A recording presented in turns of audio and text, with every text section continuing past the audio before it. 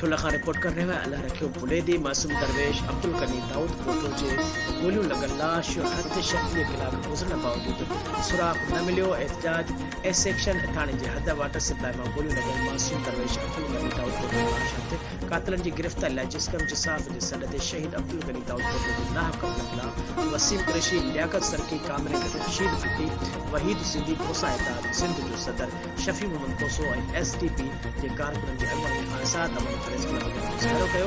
शहरियुनि क़ौम परस्तनि ऐं सियासी समाजी पिणुनि सहाफ़ियुनि सां ॻाल्हाईंदे चयो त 36 कलाक गुज़रण बावजूद हिन वक़्त ताईं पुलिस का कयो आहे। 12 सालनि जे मासूम दरवेश अब्दुल गनी जो कहिड़ो ॾोह हुयो जो हुन मासूम खे बेदर्दी सां गोलियूं ऐं खाज ॿुधाए क़त्ल कयो वियो। अॻुवाणनि सहाफ़ियुनि खे वधीक ॿुधाए दरवेश अब्दुल गनी जे वारसनि सां हर मोड़ ते गॾु आहियूं। जेसीं कातिलनि खे गिरफ़्तार न थींदा असां जो वारसनि सां हर क़दम ते गॾु आहियूं। पहिरियां बि अहिड़ा वाक़िया थी चुका आहिनि, पर अफ़सोस आहे त SSP जैकबाबाद हिन वक़्त ताईं नोटिस न वरितो। अब्दुल्ला थाणे ते मुक़रर SHO जे कातिलनि जो कोई सुराग न लॻाए सघियो आहे। होॾां DIG लाड़काणो IG सिंध ऐं वज़ीर आज़म सैयद मुराद अली शाह खां मुतालबो कयो त दरवेश अब्दुल गनी दाऊद कोटो जे कातिलनि जो बिना देर नोटिस वठी कातिलनि खे कानून जे कटणे में आंदो वञे, न त ॿी सूरत में एहतजाज जो वसीलो